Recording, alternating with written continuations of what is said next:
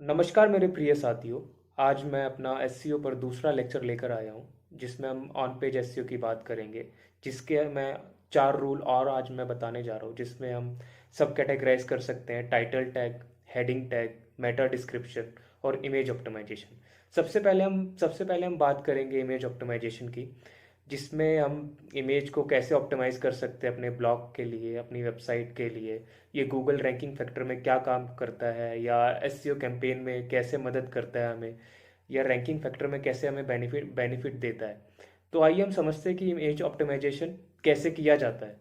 जैसे कि मैं बात कर रहा था इमेज ऑप्टिमाइजेशन की, तो आप देख रहे होंगे कि मैंने एक नैनीताल के ऊपर एक ब्लॉग, ट्रैवल ब्लॉग ओपन कर लिया है, जिसमें बहुत सारी इमेजेस हैं। जैसे जैसे मैं स्क्रॉल करूँगा इमेजेस आती रहेंगी, क्योंकि ट्रैवल ब्लॉग है तो इमेज का स्कोप बहुत ज़्यादा होता है ट्रैवल ब्लॉग में। कोई भी अगर आप ब्लॉग देखेंगे ट्रैवल का, तो उसमें बहुत ज़्यादा इमेजेस यूज़ की गई होंगी। तो हम बात करते हैं इमेज ऑप्टिमाइजेशन पे। तो सबसे पहले जो इमेज ऑप्टिमाइजेशन का पहला रूल है, हमें फॉर्मेट अच्छा यूज़ करना है, जैसे जेपीईजी या पीएनजी। पीएनजी जो फॉर्मेट है वो अभी अभी नया है मार्केट में, तो सर्च इंजन के अल्गोरिदम को रीड करने में पीएनजी की इमेजेस थोड़ा प्रॉब्लम होती है। इसलिए आप जेपीईजी फॉर्मेट यूज़ कर सकते हैं अपने ब्लॉग के लिए, अपनी वेबसाइट के लिए, जो ईजिली रीड कर पाए सर्च इंजन की एल्गोरिदम। दूसरा जो इसका रूल है इमेज ऑप्टिमाइजेशन का, वो है compress image without compromising your image quality. Like अगर हम बात करें कि अगर कोई भी अगर आपकी इमेज है, जैसे आप ये इमेज देख रहे हैं, तो क्या इसका अगर हम साइज़ देखें तो 200 के भी हो सकता है, 300 के भी हो सकता है, 1 MB हो सकता है। तो साइज़ से भी बहुत फ़र्क पड़ता है आपके ब्लॉग पे, वेबसाइट पे, उसकी स्पीड पे। जितना आपका हैवी पेज होगा आपके ब्लॉग का या वेबसाइट का, तो उतनी देर लगाएगा वो। इससे ऑडियंस और या जो आपका ट्रैफिक है, जो भी ट्रैफिक आ रहा है, वो ट्रैफिक बहुत कम हो जाएगा, क्योंकि आपका पेज बहुत टाइम ले रहा है ओपन होने में। इसलिए आपको इमेज की साइज़ का भी बहुत ध्यान रखना है कि आपके इमेज का साइज़ क्या होना चाहिए, लेकिन क्वालिटी से कोई समझौता नहीं होना चाहिए। तो आप इमेज को कंप्रेस कर सकते हैं विदाउट कॉम्प्रोमाइजिंग योर इमेज। तीसरा जो रूल है इसका इमेज ऑप्टिमाइजेशन का, वो है यूज़ इंफॉर्मेटिव नेम। लाइक अगर हम इसको हम डाउनलोड करें इस इमेज को, मैं सेव एज कर लेता हूँ। अगर हम इसको डाउनलोड करते हैं, तो इसमें आप देख रहे होंगे मैंने ये डाउनलोड कर ली, ये इमेज डेस्कटॉप पर आ गई है। तो वो हनुमान गढ़ी की फ़ोटो थी। अगर मान लीजिए अगर आप कोई इमेज यूज़ करना चाह रहे हैं, जैसे आपने कोई भी इमेज कैमरे से खींची, तो शूट की, या कोई भी आपने क्लिक की अपने कैमरे से, तो उसका कुछ अलग ही नाम आता है। मान लीजिए ये नाम आ गया, रैंडम मैंने नाम डाल दिया।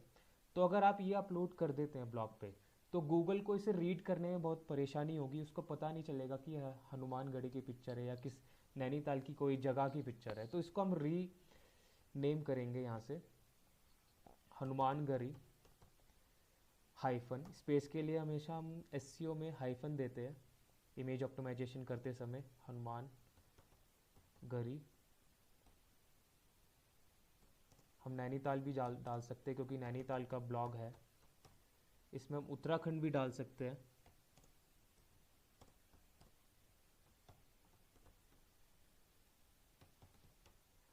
ये हमारा इंफॉर्मेटिव नेम हो गया। अब गूगल को इसे रीड करने में बहुत इजी पड़ेगा, और वो आराम से आपकी इमेज को सर्च कर पाएगा।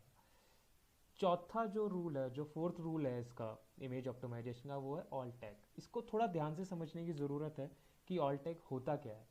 अगर आपको ऑल्ट टैग के बारे में पता करना है, जैसे इस इमेज के लिए या कोई भी इमेज का ऑल्ट टैग आपको पता करना है, alt tag, ALT, alt tag, तो आप राइट क्लिक करेंगे, इंसेप्ट में जाएंगे। एक छोटी सी विंडो आपको सामने नज़र आ रही होगी, ये खुल गई है, ओपन हो गई है। तो इसमें आपको दिख रहा होगा ऑल्ट टैग, ये जो आपको दिख रहा है ये ऑल्ट टैग पूरा, शॉप एट टिबिटन मार्केट। तो इन्होंने पहले से ही एसईओ अपना अच्छा किया हुआ है, तो इसमें ऑल्ट टैग किया गया होता है। बहुत बार ये क्या होता है कि ये बहुत आपके ब्लॉग पे, आपकी वेबसाइट पे ब्लैंक होता है, ठीक है। तो उस हिसाब से आपको इमेज का नाम देना है, जो आपने इमेज ऑप्टिमाइजेशन किया है, जो आपने इमेज का रीनेम किया है, वो आप उसे कॉपी करके यहाँ पेस्ट कर सकते हैं, ताकि गूगल इसे भी रीड कर पाए। तो ये था इमेज ऑप्टिमाइजेशन, जो बहुत ही ज़्यादा इंपॉर्टेंट है एक ब्लॉग या वेबसाइट के लिए। तो अब हम बात करते हैं टाइटल टैग की कि टाइटल टैग क्या होता है। जैसे कि मैं अब सर्च करूँगा गूगल पे नैनीताल ब्लॉग, ठीक है, नैनीताल ब्लॉग मैंने सर्च किया। मैं इधर एक और बात बता दूं, जितने भी आप ये रिजल्ट्स देखते हैं गूगल पे, जब भी आप कोई सर्च करते हैं, कीवर्ड डालते हैं, अपनी क्वेरी डालते हैं, इन रिजल्ट्स को हम कहते हैं, इन पेजेस को हम कहते हैं SERP, SERP, search engine result pages, short form है इनकी SERP। तो जितना भी आपको बोल्ड दिख रहा है, जितना भी ये बोल्ड जो आपको नज़र आ रहा है फॉन्ट्स, ये आपका टाइटल है, आपके पेज के टाइटल है। आप ये अगर हम ये खोलेंगे, ये ओपन करते हैं हम ब्लॉग, ये हमारा ब्लॉग खुल गया, ये इसका टाइटल है पूरा, Nainital blogs semi colon travel tips from the lake city. तो ये सार कुछ भी आपके ब्लॉग के पेजेस का टाइटल हो सकता है, कोई भी आपकी वेबसाइट का पेजेस का टाइटल हो सकता है, सब पेजेस के अलग अलग टाइटल होते हैं। तो इसी को हम इसमें इस टाइटल टैग में हम अपने कीवर्ड्स को फिट करते हैं कि हमारे कीवर्ड्स जो हैं, जो हमारा टॉप मोस्ट 5 या टॉप 2 कीवर्ड्स से हम इससे स्टफ करने की कोशिश करते हैं, ताकि गूगल जब भी क्रॉल करे हमारी वेबसाइट पे या हमारे ब्लॉग पे, तो वो आसानी से इसे रीड कर पाए और रैंक कर पाए और बेनिफिट दे पाए हमारे ब्लॉग को और वेबसाइट को, और उसके टॉप 10 रिजल्ट्स में हमारा ब्लॉग का नाम आ सके, हमारी वेबसाइट का नाम आ सके। जैसे कि अगर अगर हमें किसी भी ब्लॉग का या अपने वेबसाइट का टाइटल टैग देखना है, सिंपल, जैसे कि मैंने प्रीवियस लेक्चर में बताया था, कंट्रोल U, इसके व्यू सोर्स में जाएंगे,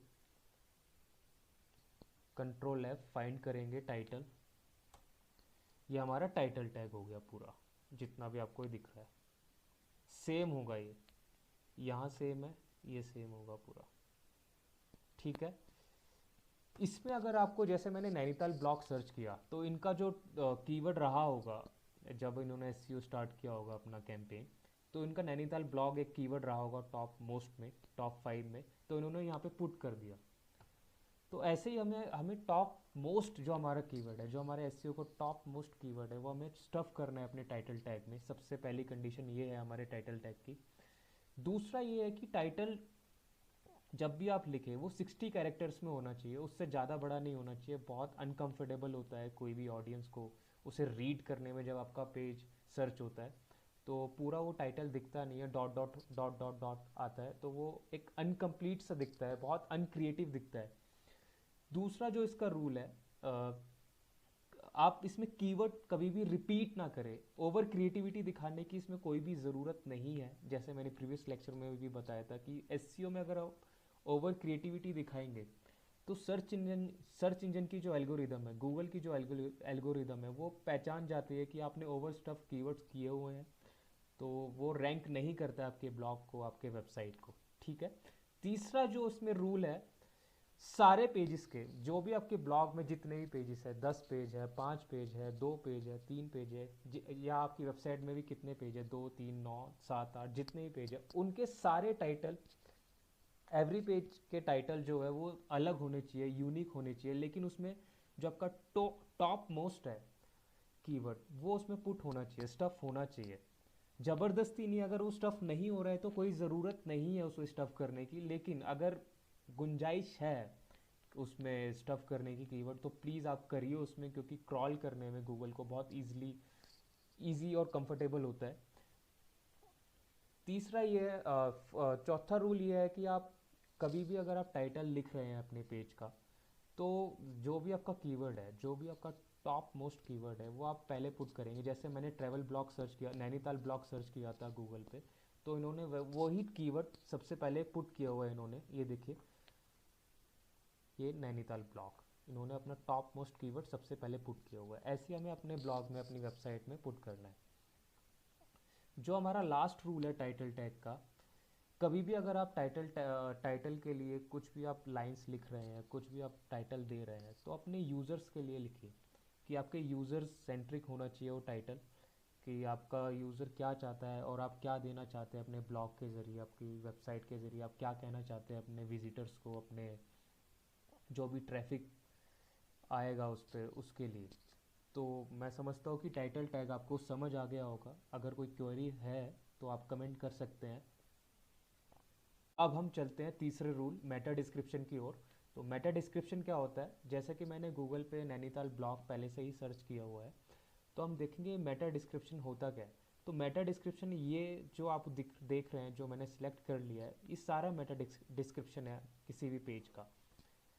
ये एक तरीके की ऐड कॉपी होती है जो आपको क्रिएटिव वे में और एक अट्रैक्टिव वे में लिखना होता है, एक क्रिस्प वे में, कि आपको अपने टारगेट ऑडियंस को आप इनक्रेज कर पाए कि आप आपके वो वेबसाइट पे आए, आपके ब्लॉग पर आए और आपके वो कंटेंट को रीड करे कोई, या अगर आपकी शॉपिंग वेबसाइट है तो शॉपिंग, आपके वेबसाइट से शॉपिंग करे।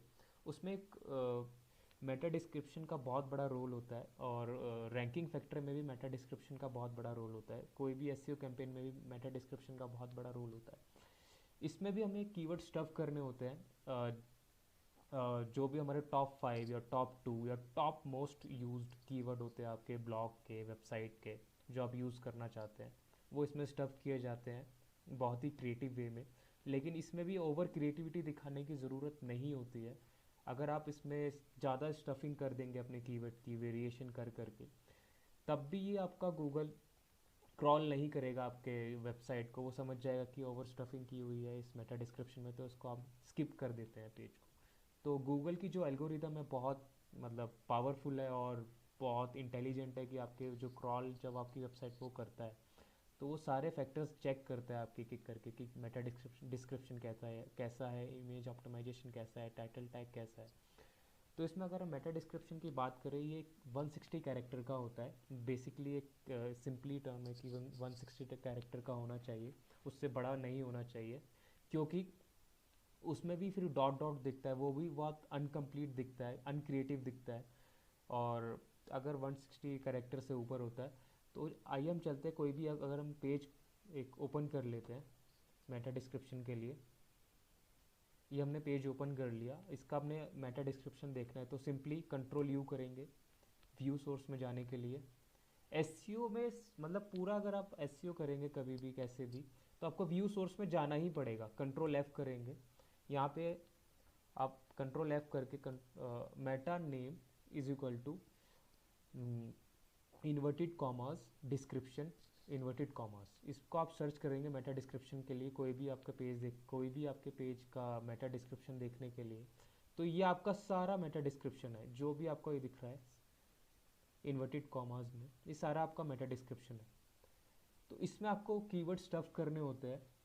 मैं बार बार कह रहा हूँ कि ओवर स्टफिंग बहुत खतरनाक होती है एसईओ कैंपेन के लिए, तो ओवर स्टफिंग ना करें। इसमें आप टॉप मोस्ट जो आपका कीवर्ड है वो आप इसमें स्टफ करेंगे। और एक इसमें कॉल टू एक्शन भी होता है। मान लीजिए आपकी कॉल टू एक्शन, आप मान लीजिए कि आपके कोई भी शॉपिंग वेबसाइट है, तो आपको उसमें कॉल टू एक्शन इसमें लिखना है। अगर आप एक ऐड कॉपी बना रहे हैं इसके लिए, मेटा डिस्क्रिप्शन के लिए, तो आप उसमें एक इनक्रेज करेंगे कॉल टू एक्शन के लिए, buy cheapest shoes from here, buy cheapest trimmer from here. तो ये सारा कॉल टू एक्शन है, कॉल टू एक्शन में आता है। ये जो छोटे छोटे लाइंस है, छोटे छोटे वर्ड्स हैं, और ये जो कैची वर्ड्स हैं, ये सारा कॉल टू एक्शन में आता है। ये बहुत ज़रूरी है आपके मेटा डिस्क्रिप्शन में होना, क्योंकि इसी से आपका जो वैल्यूएबल विजिटर है वो आपके वेबसाइट या ब्लॉग पर आता है। आपकी ऐड कॉपी बहुत शानदार होनी चाहिए, बहुत क्रिएटिव होनी चाहिए, उसमें कॉल टू एक्शन होना चाहिए, उसमें कीवर्ड्स होने चाहिए, 160 कैरेक्टर्स की होनी चाहिए, क्रिस्प होना चाहिए, ओवर स्टफिंग नहीं होनी चाहिए कीवर्ड्स की। और मेटा डिस्क्रिप्शन में एक और बात है कि जैसे टाइटल टैग में मैंने बताया था कि टाइटल, हर पेज का टाइटल अलग अलग यूनिक होना चाहिए, ऐसे ही मेटा डिस्क्रिप्शन भी हर पेज का अलग अलग होना चाहिए। इसमें लेजीनेस कभी भी नहीं करनी चाहिए कि आप हर पेज में सेम मेटा डिस्क्रिप्शन डाल दो। बहुत सारी आपको वेबसाइट्स मिलेंगी जिसमें सेम मेटा डिस्क्रिप्शन होता है, लेकिन ये कभी भी भूल ना करें कि मेटा डिस्क्रिप्शन सेम करने की। तो मेटा डिस्क्रिप्शन बहुत यूज़फुल होता है किसी भी ब्लॉग या वेबसाइट के लिए। मैं समझता हूँ कि मेटा डिस्क्रिप्शन आपको समझ आ गया होगा। अगर कोई भी क्वेरी है मेटा डिस्क्रिप्शन से रिलेटेड, तो आप कमेंट कर सकते हैं। अब हम बात करेंगे हेडिंग टैग की। तो हेडिंग टैग एक डिबेटेबल क्वेश्चन है कि इंपॉर्टेंस रखता है नहीं रखता, लेकिन जितनी भी अभी रिसर्च आई है, तो ये एक इंपॉर्टेंस इसकी बहुत कम बताई गई है कि इंपॉर्टेंट ऑन पेज एसईओ में बहुत इंपॉर्टेंस नहीं है इसकी। लेकिन फिर भी एक हमें ऑर्गेनाइज करने की ज़रूरत होती है हमें हमारे कंटेंट को, ताकि क्रॉल जब भी गूगल हमारी वेबसाइट या ब्लॉग को करे तो एक हमारा जो डेटा है, हमारा जो कंटेंट है, उसको ऑर्गेनाइज्ड वे में दिखे, ऑर्गेनाइज्ड वे में मिले जब भी वो क्रॉल करे, ताकि वो हमारी वेबसाइट को या ब्लॉग को रैंक कर पाए हमारे उसके टॉप 10 पेजेस में। तो जैसे कि अगर हम हेडिंग टैग की बात करें तो इसमें एक हायरार्की होती है H1 से H6 तक, जिसमें हम H3 तक ही यूज़ करते हैं हेडिंग्स को। आप मान लीजिए अगर हम बात करें इसकी, जैसे ये हेडिंग दे रखी है, मैं श्योरिटी के साथ कह सकता हूँ इसको जो टैग किया गया होगा वो H1 में टैग किया गया होगा। तो इसको हम जानने के लिए सीधा राइट क्लिक करेंगे, इंस्पेक्ट में जाएंगे।